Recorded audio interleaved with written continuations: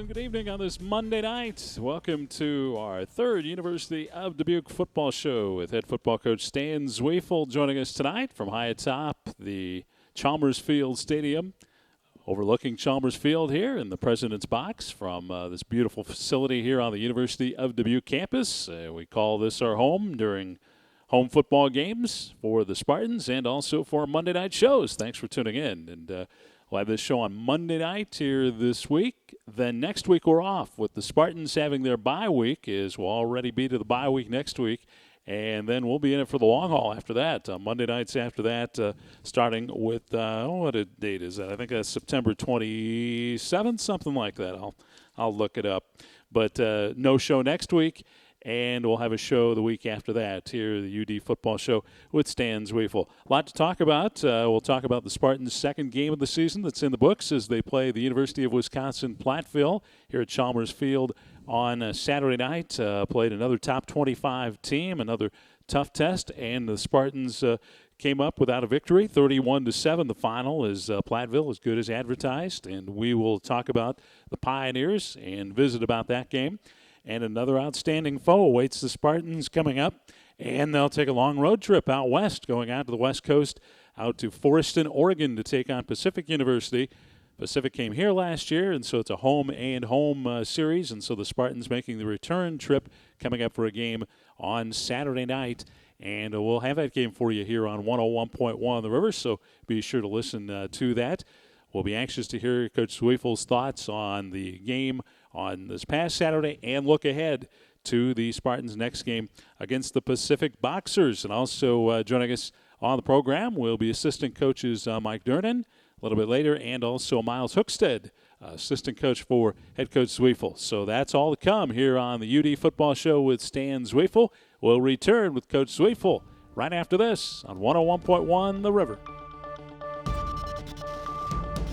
And good evening. Welcome back to our UD football show with Stan Zweifel here the Monday night after the Spartans' second game of the season as they played the battle for the bridge against the University of Wisconsin-Platteville, who is 22nd ranked now. We're 25th ranked when they played the Spartans on Saturday night, and getting ready to face the Pacific Boxers this week. We'll take, of course, this past Saturday night, first of all, and Coach, as I mentioned, Platteville, you talked about how good a football team they were, as good as advertised, and you did get a much better start offensively, but shot yourselves in the foot a couple of times, and Platteville got off to a quick start. Yeah, as I told you earlier, I think they are probably going to be ranked higher than 22nd when it's all said and done. I think they're probably very comparable to UW Oshkosh, who's, I think, ranked 17th or 16th, somewhere in there. And very good football team. And, of course, we started out having a bust in our secondary, allowed them to have a long touchdown. And then we turned over the ball on about our own 49. They cashed in immediately off that, too. I really felt that the Robinson kid that we talked about last week was a phenomenal football player, might be the best D lineman that we've seen in the 7 years that we've been here, Tim. And also they were moving him around and doing some real nice things with him, which put some stress on us. I felt there was great improvement, Tim, from week 1 to week 2 for us. Unfortunately, it didn't come out showing that way on the scoreboard as much as we'd like to, but when you examine the game, we played a much cleaner game on offense and defense. I thought we were in, if you take away the first 14 points we gave away, we played them for relatively the rest of the game on a pretty even keel with that part. Our inability to score points really bothers me, Tim. We had 9 against St. John's and 7 against Platteville, and you're not going to win many games scoring 9 and 7 points. So we have to get that cleaned up, but our quarterback was much more accurate, I think right around 70%, 71, 72%. Our short game was really effective, Tim, in many, many ways, but our inability to throw the ball deep because of the stress that their front put on us and their blitzes put on us really disallowed us to stay in that pocket as long as we'd want to. We had a couple good shots, Tim, once in the third quarter where we missed an open receiver for a touch. But other than that, they really put some stress on us and being able to hang on the ball and throw it downfield. So conversely, we tried to throw the short game and did have some success with that. But again, as I told you, Tim, these first 2 games, they have been outstanding competition for us. And as I walked off the field on the game on Saturday, I really kind of felt that the mismatches that we had in some of the position groups, specifically the O-line and D-line, that put us at a great disadvantage. And I think we played very, very hard. I think we played a lot cleaner, but they might have been a little bit better than us in some of those position areas. Mm-hmm. Platteville's quarterback, Kelly, another impressive start. I guess efficient would be a good word to describe him and their offense. Is really threw the ball well. He's got such a quick release. He does, and they got a very good scheme where they're throwing the ball on the perimeter, and you have to defend the perimeter screens, the rocket screen, and their now screen that they throw, so you have to deploy some people out there to take care of that. Can't get to the quarterback because he gets it out of his hands so dang fast. And he was very, very accurate, almost identical to our quarterback in accuracy. I think they both were 24 for 33. The difference was he got a couple deep balls on us early in that game, which I don't think was necessarily by scheme, but more or less a coverage breakdown that we had within our corner and our safety. But that being said, they were able to take advantage of it and put those two long passes together, and that kind of really swung it a little bit early. But as I said, I felt really good about how we played the rest of the game. Had a great stop in the fourth quarter. We were able to move the ball a couple times. Didn't have it as much as we wanted to, Tim, obviously, as they possessed the ball, but that's part of their game also. But I thought there were some really bright spots. Again, Connor O'Malley did a nice job punting, replacing Cayman Martins.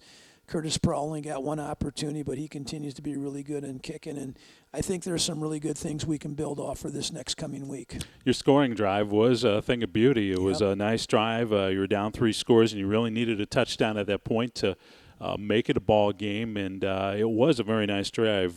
Covered 10 plays, 73 yards, and it was a very nice drive. Everything was clicking. Yeah, Tim, we need more of those, obviously, to stay on the field and allow yourself to have a little bit more offense, and then also to keep their offense off the field. I thought we did some things good, mixed running and passing the ball, both on those and some play-action pass. We've got to be better at that. We've got to be better at all those areas, but you got to take the things against a great quality football team and build on that. Mm-hmm. Your rushing attack, you probably would have liked to see more yardage out of that. I think what we really would have liked to have more rushes, Tim. Yeah. We're really pretty balanced in that game, just about 50-50 in rush pass, but we're only on the football field for 62 snaps. And so you would like to have in that 75 range, which allows you to run the ball a little bit more effectively. And I thought Davon Vanchenkos was running the ball really well, and he got nicked up a little bit with the ankle, and Al came in and ran the ball fairly effectively. We had a big turnover in that possession, I think, which really tilted the field towards Platteville's end. But as I mentioned, I think from after the first 2 long touchdowns against us, I thought we played very competitively with them. Have to finish our drives with touchdowns and not with punts. Mm-hmm. On the defensive side of the ball, Trevor Stonner, Derek Trotter, and Dylan Hastings led you guys, played a pretty nice game. Yeah, I really thought Trevor Stonner might have played his best game here as a football player for us. Blaine Snitker's been out, and that's no excuse. Our best defensive player will not play against Pacific either. He's going to miss our first 3 games. We've had to do some shuffling to make up for that, which we've done. And surely when he gets back, the experience that Dylan Hastings is getting as a backup linebacker playing those first 3 games. And, of course, Derek Trotter and Derek Shambo, our 2 safeties who we switched from receiver last year, are doing an outstanding job, which I knew they would because they're just dang good football players with good common sense and really coachable kids. And I thought that they played very, very well. Trotter had a lot of tackles, which he's down in the box, and Shambo, both those kids really played a good job. Both those guys weren't involved in our coverage breakdown. So I feel like we're going to get better at that position every week we play, Tim. And when we get Snitker back now, that's going to really give us a chance to shore up that second level a little bit more. Blaine being a preseason All-American, so certainly is missed. Does it look like he'll be ready for the Iowa Conference opener? He is. As a matter of fact, if we really pressed it, Tim, we probably could play him in the Pacific game, but the plane ride and the bus trip and just I think it's too much stress on coming back from that arthroscopic surgery, so we're going to hold him out at Pacific, and we're going to bring him back, and he should be ready next Tuesday to hit the practice field. And boy, that'll be good. That'll be good. And then Will Hudson, one of our starting defensive linemen, was out, and Darrell Mitchell, one of our potential starting corners, were out. So we had 3 starters that were out. We're all going to get those guys back, I think, in time for Luther, and that'll make a big difference for us. But like always, when in football you get guys nicked up for a variety of different reasons, and your backups have to play. Of course, in a loss, you can always find positives to build on for week 3, and so talk about that. Really, Rio was tremendous poise in the pocket again, and as we mentioned, completed, I think, 23 out of 34, good accuracy, missed a couple deep shots. We'd like to get those deep balls back into our repertoire. I think also the protection issues that with 23 Robinson getting some rushes on us, we were very concerned about where he was coming from, but I thought he stepped up and made some completions. We had a bunch of receivers catch a ton of footballs, and we spread that ball around a little bit, and that's really going to help us down the road. And at times we were very effective in our run game, but not effective enough for a long period of time. So there were some things we were doing right. You just have to be more consistent when you play with a football team like Platteville. And I think after the 2 long passes, our defense for the majority of the time gave up some yardage, but was able to keep him out of the end zone, make him settle for a field goal, and made a nice last stand at the end of the game there, which I was very proud of, and played really hard. And our special teams probably had as good a special team effort against them that we've had in the last 5 years, with our kickoff coverage is good, and got a roughing the punter, should have been too, but that's neither here nor there. But it could have made a big difference in what happened in that situation. But we protected well on our punt team, and we covered well on our punt coverage team. So all in all, there are some really positive things to build on, Tim. This is the UD Football Show with head football coach Stan Zwiefel joining us. We'll be joined in a little while by Mike Durnan and Miles Hookstead, assistants for Coach Zwiefel. But we'll break down the coming game. The Spartans head west, and they'll take on the Pacific Boxers coming up. A late start for the Spartans on Saturday night, a 2-hour differential, and we'll talk about that when we return. This is the UD Football Show on 101.1 The River. And we're back on this Monday night before the Spartans' 3rd game of the season, as they'll travel west to take on the Pacific Boxers, a team that played a very competitive game here at Chalmers Field last year, which the Spartans came out winners in by the score of 16-10.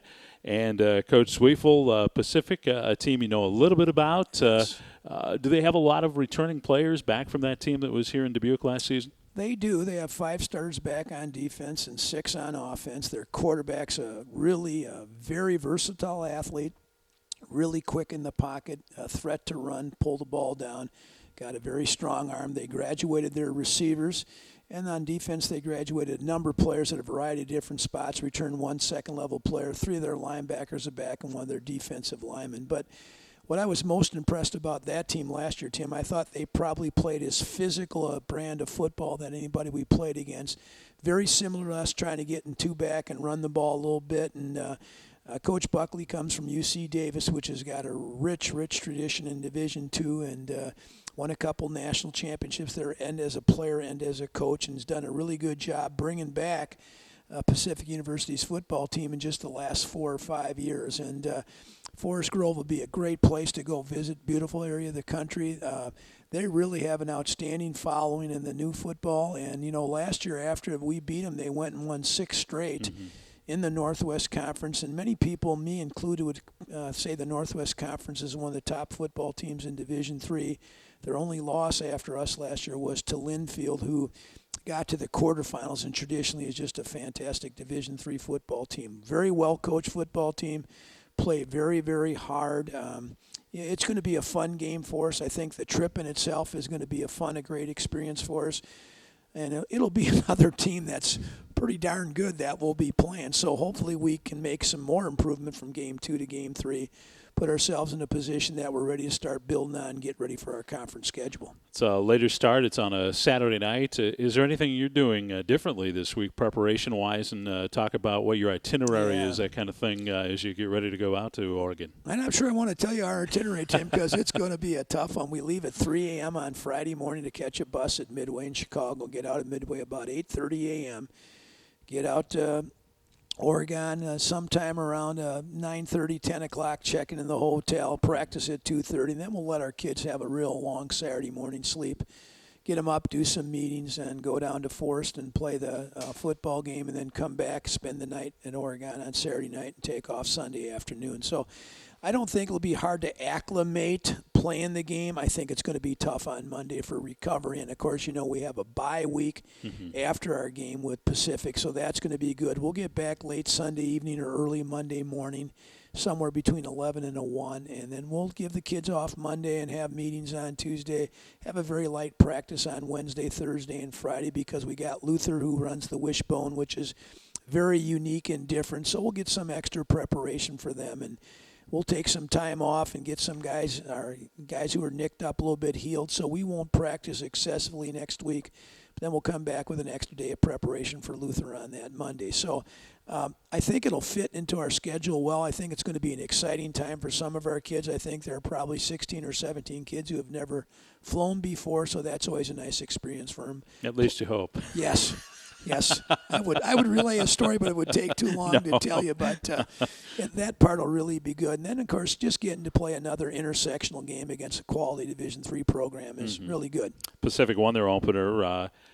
In week 1, they had a bye week last week, but they had an exciting 1-point victory at College of Ohio. They scored 20 points in the fourth quarter to do so. So this is a team that is not going to give up. Yeah, it was really interesting. We watched that game, and they're down 31-10, and they win the game 32-31 and score all their points, and most of their points in the fourth quarter. And they lost to College of Idaho last year by 1 point, and they turned around and beat them by 1 point this year. So very competitive game, good film for us.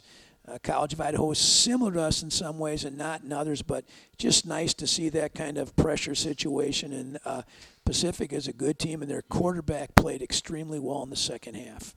From what I remember about that game last year, your defense really stepped up. I think he had 4 interceptions in that game and one toward the end of the game. Yeah, with an interception in the end zone by Oscar White. That sealed it. It was a great win. It was a physical game, let me tell you that. And it is going to be another physical game on Saturday. And I'm sure they're excited about us coming back for the return match, and we're excited about going out there and playing those guys. It'll be a game, I think, again, Tim, that'll be decided by who can physically stand up to the other team. And, again, I think I expect us to win. I expect us to have improvement in all our areas, and especially in our offense.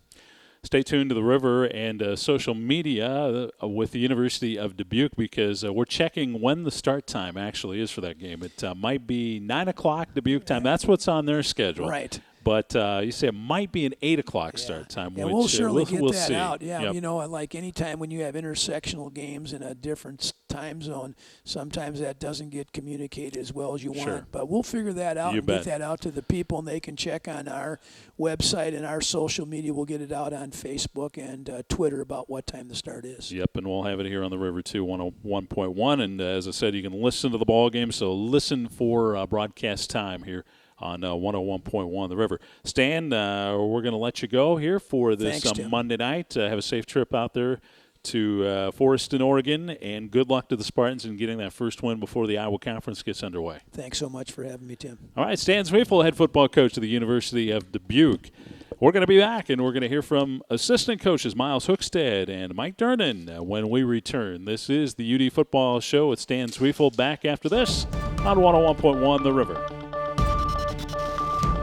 We're back on this Monday night here on 101.1 The River. It is the UD Football Show with Stan Zweifel, and we just heard from Coach Zweifel. Now we're going to hear from a couple of assistant coaches. Miles Hookstead as the head stats on first, and Miles, wide receivers coach, assistant coach on Coach Zweifel's staff. And Miles, thanks for coming up here to talk to us tonight. Well, appreciate having me. Well, the team's off to an 0-2 start, but some great competition you played. Out of your wide receivers, what have you been most pleased with so far? Well, I love the way they compete. When you start with the 9th-ranked team and then 25th in the country, it's very hard to go against those secondaries, but I think our guys have been competing very hard. Chris Bagley, the lone senior I have in the wide receiver group, has been here for a while, been through the ups and downs, and he's competing, and he knows it's his last year. He knows he's got to give it all. And I think the younger guys underneath him, Dylan Schultz, Dante Marski, Najee Toomer, Johnny Duarte, those guys are stepping in. They're doing what they can to get this season right. And we're going out to Pacific against a secondary that won't be as good as the ones we've gone against, but they're still a team that wants to get up in us, jam us at the line of scrimmage. They'll fly around the field a little bit. So we got to make sure that we get out there, we do what we got to do, and, send that message that we can compete and at the third level. What were you most pleased with so far as improvements maybe you've seen from maybe last season for these guys to this season? The biggest thing, and like I said, they just compete. They continue to compete. They going 0-2 now. I challenge them today. Hey, what do you want to do from here? Do you want to go 0-3 or 1-2 going into the conference? And in the years past, those guys kind of shied down a little bit, and in that meeting room today, you could see them take that step up. They responded to it well, and now we'll see what happens on Saturday, see how they really respond to it. Yeah. But during practice, we'll come out tomorrow. We got to have a good practice, high tempo. We got to continue to get the timing with our quarterback, Rio Johnson. And, coming in as a transfer doesn't have all that time that, our quarterbacks in the past have had with these wide receivers. So we got to make sure that we continue to work on that timing, work on that development, and stay healthy. We've stayed very healthy so far this year in the wide receiver group, and hopefully that trend continues. Talk about what you do as a wide receivers coach to get that timing down with the quarterback. Is it just a matter of just repetition? You just keep working with that guy? Absolutely. It's a lot of reps, lots of reps. That's what Coach Zweifel's big on, and his history of quarterbacks and wide receivers is one of the best in the country, especially at any level. So repetition, we just got to get our best wide receivers with our best quarterbacks, reps, and we got to make sure that we keep them healthy so they can take those reps. Don't put them in harm's way, get them the breaks they need during practice, but just take the reps, and then in practice, you got to take the full speed just like you did in the game. Mm-hmm. After this week, you'll look ahead to the Iowa Conference and, talk about what you think the conference is going to look like this year. Well, the team to beat is Wartburg. They've been the team to beat ever since I've been here as a player and now going into my third year as a coach. So they'll be the team to beat, but we can't look past Luther, obviously. We felt like we looked past them a little bit last year, especially as a wide receiver group. That falls back on me first and foremost, and we got to make sure going into conference we focus on the first team at hand, that's Luther. As we continue to move through, Wartburg, like I said, will be the team to beat, and I think if we come to play against Pacific the way we can, make those improvements, get that nice week off to healthy up a little bit going into Luther, I think we'll be one of the teams to beat as well. Miles, enjoy the trip out to Oregon, and best of luck to the Spartans as you take on Pacific coming up Saturday night. Well, I appreciate it, Tim. Thank you. All right, Miles Hookstead on the offensive side of the ball. Now we're going to give the headsets to a defensive coach, assistant head football coach, Mike Durnan, responsible for the defensive line and the development of those guys. And, Mike, good to see you again this season. Well, great seeing you as well. Well, the Spartans out of the box 0-2, as we've already chronicled so far this season. Your view of the season so far. Well, I think, we played two tough teams, as everybody, knows and other coaches have said. There's a lot of improvement, though, that has been made from week 1 to week 2.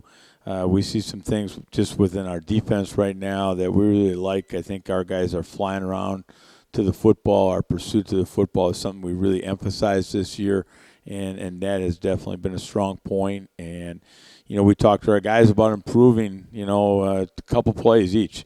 If everybody does that, get rid of some of those critical errors, we believe some great things are going to happen down the road. Mm-hmm. Your defensive line group, just talk about them and their development so far this season. Well, it's an interesting group. We're actually, I think this last game we played 9 different guys in the defensive line. And, we're making announcers and all the staff people crazy probably. But, one of the neat things has been Larry Harrelson has done a great job. We put him in the defensive end position this year. And, he's just all over the place, and he's been involved with a lot of plays, either making a tackle or really causing disruption of plays in the first 2 ball games. Really like what he's doing right now. Zach Morata, year 3 of playing there, is just really, really steady. Is a great leader within the group. Mac Maimons is doing a super job on the inside. We have a young kid named Jamal Wilson who's really done nice things so far this fall, did some nice things this past Saturday. He will only get better as we go along. Quintel Wilson, Justin Wilson, Cole Wentworth, they've all been on the outside there for us. inside, we still got, Dan Pike, Javar Tucker, and Malachi Ward. They've given us great reps as well. So, it's a fun group to be around, and they're doing a lot of good things, and they understand their role. We met Carl Coleman, the new defensive coordinator at UD, week number 1 of our show, and he's making some adjustments defensively. Put that bandit package in. You talked about Harrelson being the rush in, and has that what has that been like as far as adapting to the team that you've got now, I guess? Well, for these guys, it makes sense. It all comes down to you try to find out who your best people are, what they do best, and you put together a package that is conducive for them to play. I kind of like Stan. I've been around this thing a long time, and you've seen every kind of package there is. So I think it's good for our guys right now, and that's what's most important. Mm-hmm. Your thoughts on the Iowa Conference ahead after this game at Pacific? Well, I'll give you the old coaching cliche. I'm not even worried about anything past Pacific right now because that's a heck of a football team we've got to play. But, the Iowa Conference is always one of the strongest ones in the league or in the country. And they, Wartburg, they're the best right now. You got to pick them number one. But there's a lot of great teams in the Iowa Conference, a lot of great coaches, a lot of great players.